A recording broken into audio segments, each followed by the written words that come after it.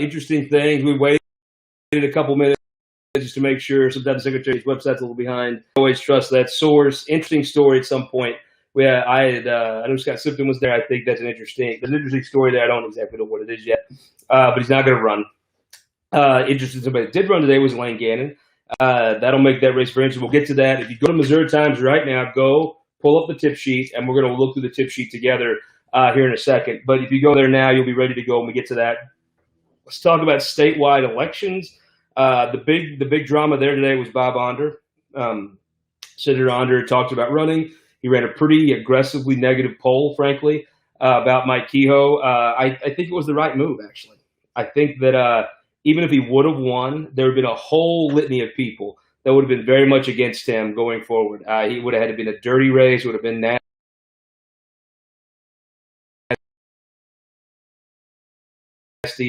Even if you win, and of people, serious business people that are very, very devoted. I'm not sure that might not have, might not have been one where the real winner would have been, even if Senator Onder won, could have been somebody that would run Ashcroft, somebody that might run against him anyway. I think Bob Onder has a future, and I think a lot of times the home run you hit is not going to let up to by the pitch that you didn't swing at, and I bet you this will be a good one. My favorite Steins, Donna, Jeff City. This means so much. Yeah, the old Eberhard Anheuser, old Dolphus, the lid, which I'm a fan of. Thank you. I love the Stein. Special day post-filing. Today with Jay Ashcroft, we spent about a half hour talking about the elections. A couple of takeaways. He's not moving that election in June. He's not moving the one in August. He plans to go forward with them. It's a little desolate over there. File with a whole station thing. You can pull some of the. That was a great time to chat with the Secretary of State. Tomorrow we're going to have Lieutenant Governor Mike Kehoe here in the office. Internet, hopefully. I'm just going to tell you, the internet in Jeff City is like prehistoric man. It's the worst. I honestly think the executive order should be Mike Parson should probably just send the National Guard to Mediacom just to put him at gunpoint. Just get decent internet. I'm not saying it's got to be good. I'm just saying decent, just decent internet. Good God. So I have a song dedication. I'm going to take this to my friend Robert Ross on the governor's race. Second, just let it breathe. Do you need to read the Post? No. Do you need to read the Stars? No. The tip sheet. Who told you, your boy? Your boy told you. The Stein of Knowledge tastes so good. You know what tastes even better than when the Stein of Knowledge is drank from? It tastes better when I'm right.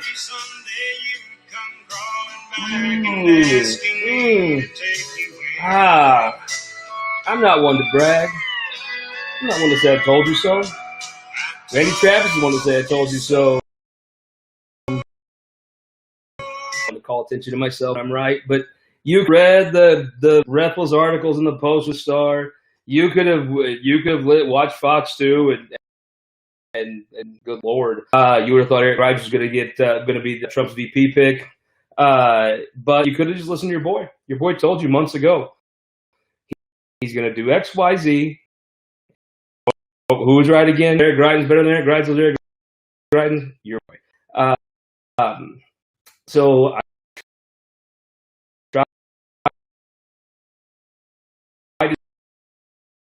Well, they can tell you the news months after it happens, or you can just go like this. You can just pop open the Stein of Knowledge, let your boy, your German-American boy,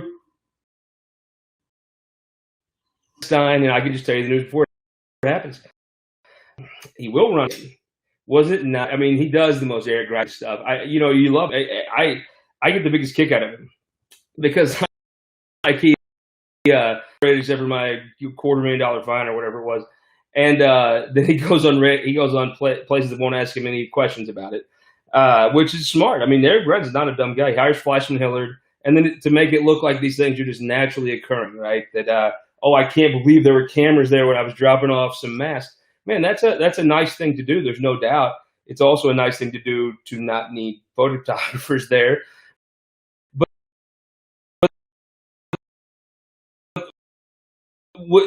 good for him.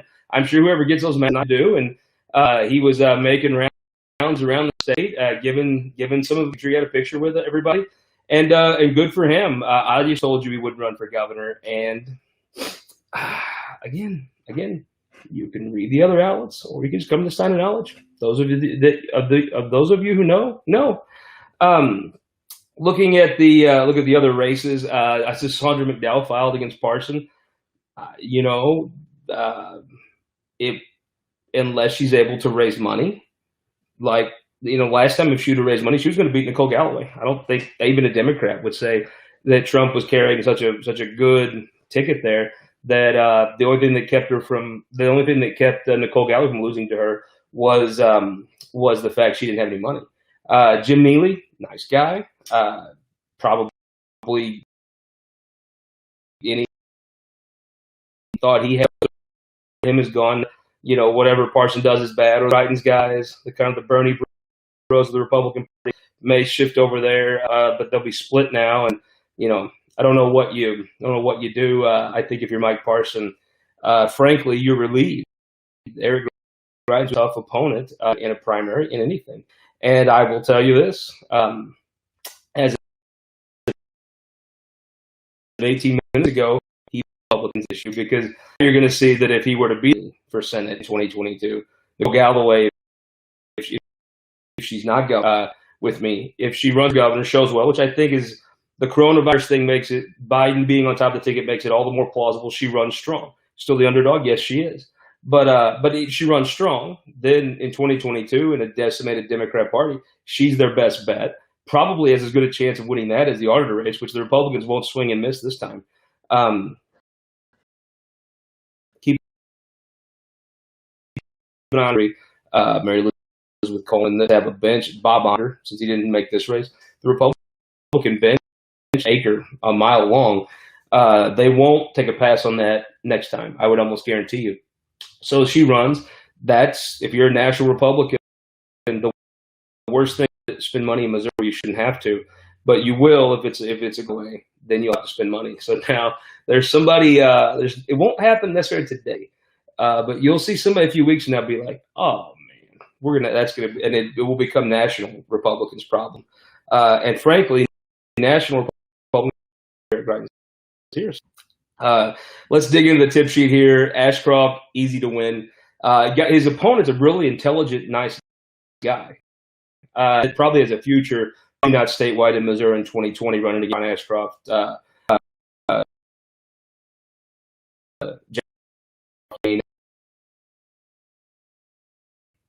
I do believe that that Scott Siptons will have. He's obviously the favorite over former Representative Vicki England. Any Republican statewide right now is favored. The lieutenant governor race, the Democrats, I don't even know if they put anybody up, but I don't think Keogh has a race. The attorney has one kind of establishment where that people don't know about. He's this young guy, I'm saying that right, hustling, but probably can't match him in money, and being a Republican is a huge advantage. So there'll be really very little drama, except can Galloway, how close can she get to Parsons, is probably the real question, unless some dynamics change. And it's not, I say that dynamics change. I'm in the middle of a pandemic viral outbreak. So shit happens, I guess, would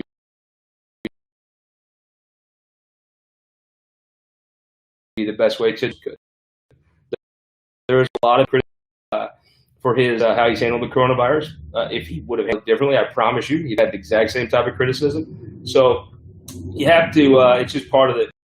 It's just part of that job, and it's a tough job. And something could happen to help Galloway. And Galloway's a good candidate. There's nothing about Nicole Galloway that couldn't be very competitive in that race. So, tip sheet.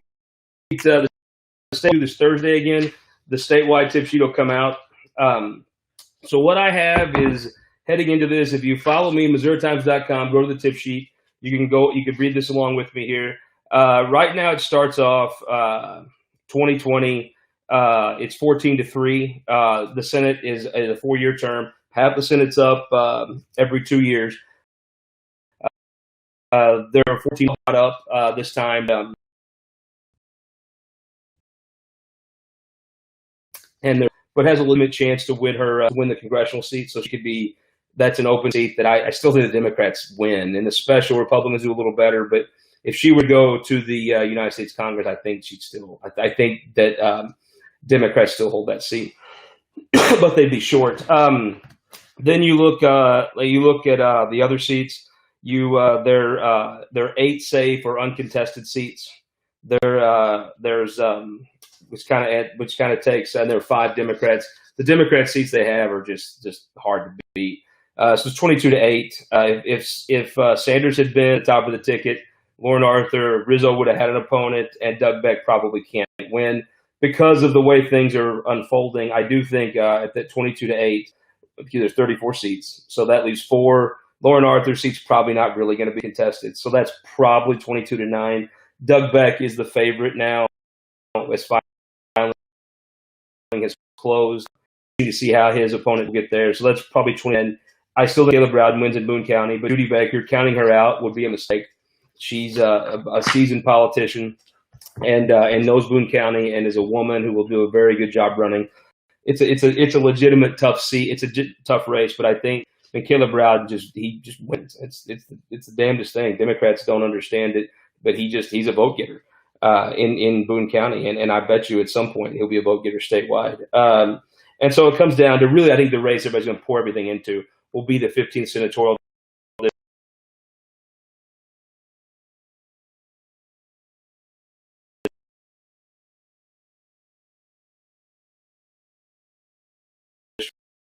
district. I think we'll look at either 23 to 11 or 24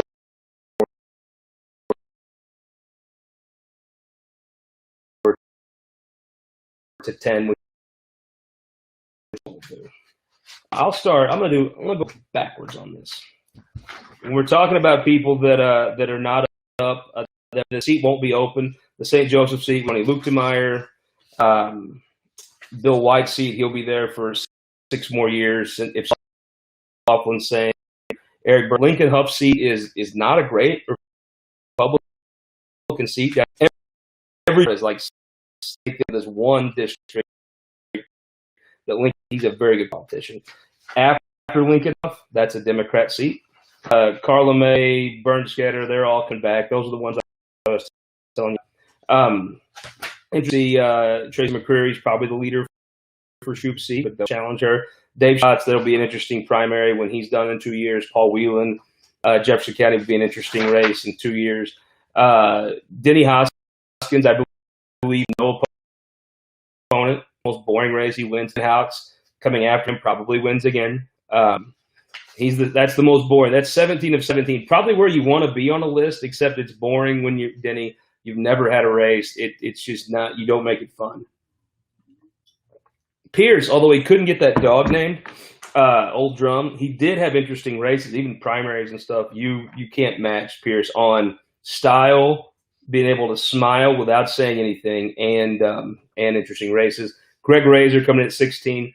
Boy, this race at one time you had Ron McGee going to be primary. You thought you would have maybe Brandon. I'm sorry, but you thought you'd have Deron McGee. You thought you'd have another challenger. His challenger, nice Richard Brown, a representative, hasn't raised any money. Greg Razor is if there's someone in the LGBT community that could be a statewide winner, it's Greg Razor. He's a top talent for Democrats. Boring, Rizzo, Trumper. Somebody might come down and file, hold the seat open, but they didn't. Bill Eigel, we had him as a go at 14. That will become more competitive. If I had to guess, shenanigans, and there'll be a primary. I still think Bill Eigel will be favored, but it will be interesting to see the gentleman that filed today about SD 13. It dropped down there by Denny Hoskins. Now this race could have jumped on the ballot. Rizzo probably couldn't have won the seat no matter what he did. But Biden on the ticket, minority leader, is universally respected in this state by bureaucracy, by Democrats, by Republicans, by anybody that works with. He's the type of person that you want to work with. He would be, if Democrats or person that can. Washington, interesting primary. No one else filed, so it's a council member from Raytown. Ryan Myers was on the show once. Barb Washington is an attorney, very intelligent. Probably, if there were multiple African American candidates, Ryan Myers might have stole us in and would have taken off like a rocket and been very successful. You thought maybe Brandon Ellington. I thought maybe if Quentin Lucas did not win that mayor's race, he'd be in it. This is Jolie Justice's old seat. Kiki Curl's seat. Barbara Washington is the clear favorite to win that now at 12. At 11, Caleb Rowden. This seat will move up, but for now in the primary, we talked about that. It's his seat. Now, top 10, Gina Walsh's seat. Tommy Pearson Jr. has been kind of selected by her. He's the one that the establishment, the labor community is behind. Alan Green's an old school politician. He's a talented guy. Angela Mosley. Her husband's in the legislature. Coalition there that there's a political move that she could be competitive. Don't sleep on her. But as of now, Tommy Pearson Jr. is in the lead. That's why the race is down at 10. Number 9, the race for Scott Sifton's seat. I don't think they could have won this with Sanders. This is what I'm talking about. Even if Sanders would have polled better statewide than Clinton, which is possible, it would have all come from certain pockets of the state, Columbia, college places, the urban areas overperforming. Not in South County, St. Louis, where I slaughtered. Doug Beck's a union gal, it's all there, dude. He's a punter, very successful, be able to sell on the race. I mean, and if he would have drawn Sanders at the top of the ticket, would be a senator. I think Doug Beck, the way filing is unfolded, and the way the national political mood has been very helpful to Doug Beck. He's that. So you go. He's the one you could. Lauren Arger, you're probably not going to lose it all. Doug Beck is the one seat Republicans could try. So Matt Sane just said he's not running for re-election. Interesting. This is a cool time. That's why I want to save the quality Stein for this time where all the news is coming in. Rep Elaine Gannon, she came into this race. I believe Caitlin. If you go to Caitlin Shellhorn, the editor of the Missouri Times, she's got a retweet there of his announcement that he's not seeking re-election. Primaries in outstate Missouri about geography. Where are you from? Where your daddy from? Where's your folks from? It's not about are you on this issue? Are you on charter schools or in the suburbs? All those issues probably tend to matter. In rural Missouri, it's all about geography. So Josh Barrett was PAC chairman, I believe, for Kent Sism. Kent Sism's the big car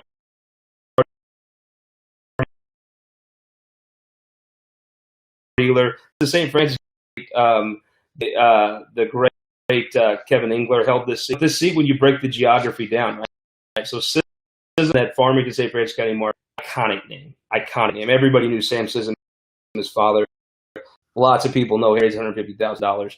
Elaine Gannon. Now here's the thing. Here's the race. It's 7% Iron County, 2% Reynolds, sort of in the old Ozark area. Then you get 12% in Washington, Potosi. Potosi's more of a St. Francis County media market, along with the others. St. Genevieve is usually more St. Francis County. Then you have Jefferson at 36% of the vote. Now, here's the thing. Elaine Gannon's from Farmington. She's got family who's very active on the school board. The Gannon, her husband had family that represented St. Genevieve County for a long time, and her husband is the county executive of Jefferson County. Elaine Gannon's going to make this race very close. She's very talented. Move up. I saw a place that's like sterilized and not the warmest place to be right now. If you're interviewing Jay Ashcroft or if you're coming to file for state senate, and she was, that will be a highly contested race. Mike Henderson was once the favorite. Dale Wright was looked at this race. They all kind of bowed out, and it'll be Elaine Gannon versus Kent Sism. Josh Barrett, he's a veteran. It's going to be hard but he's from St. Francis County, so he probably could pull votes from Kent Sism, if I had to guess how that ends up unfolding. But we'll see. Looking on down, the fifth. The fifth is fun. It's our number 7 race. Jamila Nasheed won a 3-way primary 8 years ago. Same thing here, and it's great. It is a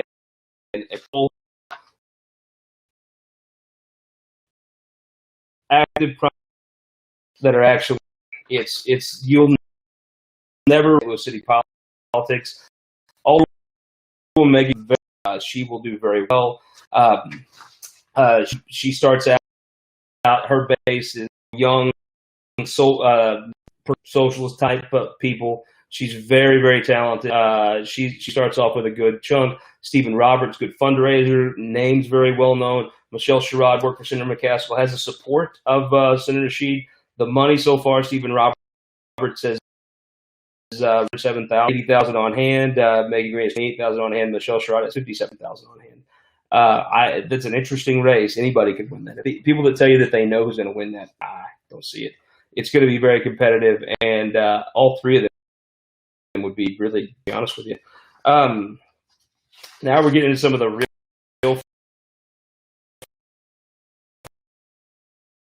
fun ones. The race to see who gets to represent Butler County. Be very fortunate for them. So here we got an interesting thing. So there's 4 races. All 4 candidates live on the other side of the St. Francis in what we call the hillbilly area. This district, again, let's go back to the geography here. The geography talks about how Butler County has the chunk of the votes, but it gets diluted. So the breakdown, you have Justice with Axiom, Sean has Victory, Bean is with Barclage. I don't know if Cook's in a side on a consultant yet, but really you've got the Hill counties are 43.8% of the vote. The Flatlands in are 56.2.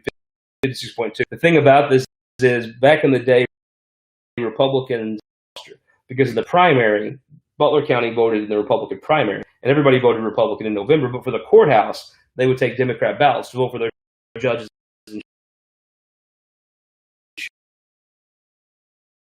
Maybe they would have a meeting and somebody would back up race. But Representative Jeff Sean, I think he may have the money advantage over Jason Bean even as far as what he spends. He's got over $250,000. Eddie Justice doesn't have got less than that. And then you've got Jason Bean who will have money. There's no doubt. I mean, he'll have a good campaign, but I probably won't be able to really compete as much with them. But Steve Cook said he's got to raise money to make it competitive. As of right now, I mean, there's a predictable way this ends. It's people, they may attack each other, try to knock the other one out. If they could get 80% of those votes, then they'd be the favorite. It's going to be hard to do. And so I'm not sure how, at the end of the day, that I think there probably does lean itself to electing Jason Bean right now. But we'll see how. Let's keep moving a little bit here. We put together an interesting way we've numbered these. Let's talk about the race in the 25th here. Now we're getting down to the conservative, the Senate conservatives caucus has got their own independent from the Republicans. They recruit their own folks. They kind of split their money between Justice and Sean right now, and I get a sense that's going to continue. But let's talk about the race for David. So this is where everybody's on the team here. You have David Cole, old-time party chairman, versus Mike Moon, representative, very outlandish. Cut up the chicken, if you'll recall. Very good guy, but it's a tough race for both sides. There'll be tons of money thrown at this. If you own a radio station down in that district, lucky you. You're in for a good quarter. If you don't like junk mail, you're in for a bad summer. Your mailbox will be stuffed with it. It'll be that race, obviously very interesting, but I think that no one's going to know where that is until Election Day, and both sides are going to spend tons of money. Mike Moon, there's people that think he's radical, and some of the views certainly are, but he's very much a gentleman. If he knocks on your door, he's going to leave a good impression. David Cole has a big race on his hands, and I think you're going to kind of see the future of West Missouri Republicans. They were always the Republicans where there were no Republicans. Now they're some of the more tame Republicans, and we'll see if that continues. Let's talk about the race to replace Senator Cunningham. Quite an interesting race is at 3. But let's go down to number 4 to Andrew Koenig. Where Andrew Koenig comes from in this is an interesting. He won. He didn't even have a general election opponent, I don't think. He beat Rick Stream in a primary, running to his right.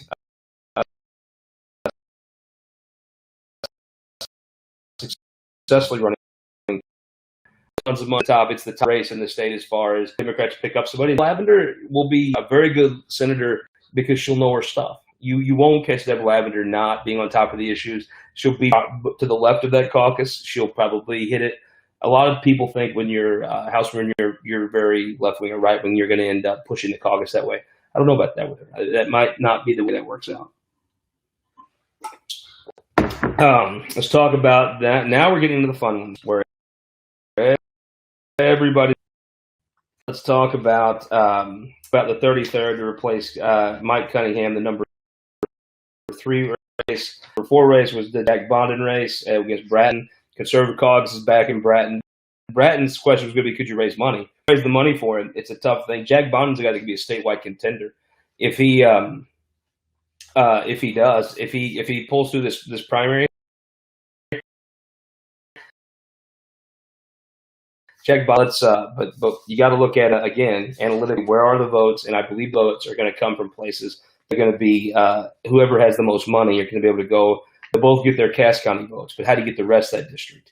Large and Emory was an interesting primary back in the day. Barton's 14%, Bates is 8%, Cass 52%, Henry 30%, and Vernon 12%. Hopefully, if you figure Bondon and Bratton split up that Cass County vote, whoever goes and picks up the rest of the district and does probably wins that. But it's going to be a fun race. Let's talk about Cunningham seat. You have Robert Ross, you have Carl Esslinger, former Rep Van Kelly. The way this race breaks down, very interesting. Robert Ross has 141,000. His PAC has another 45.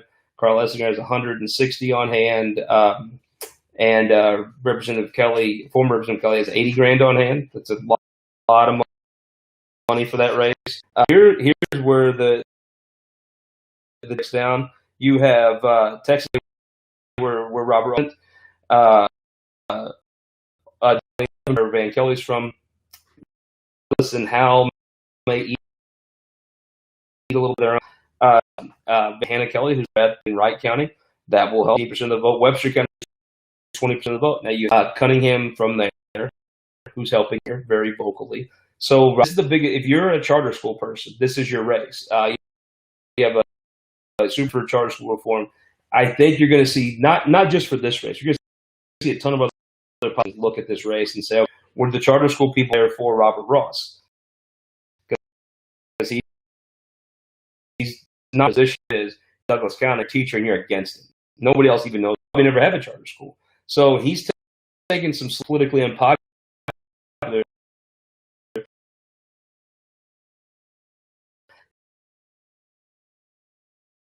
If these races, if they don't race that this is zero race full person.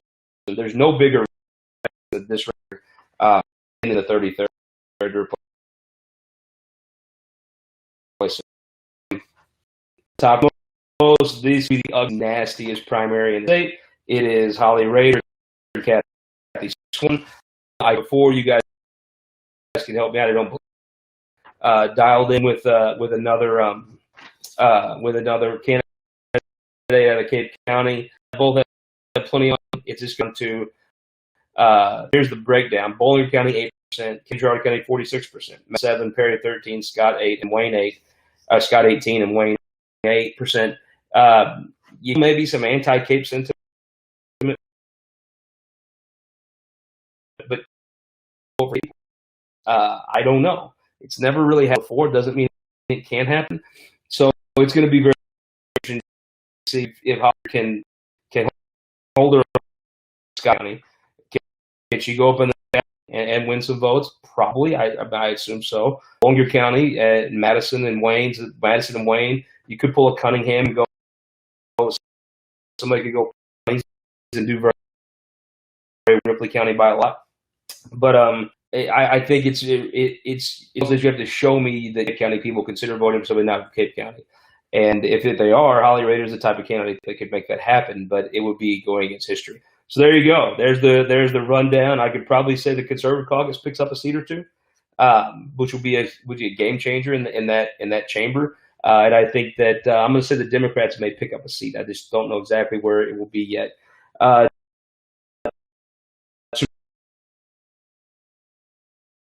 tomorrow,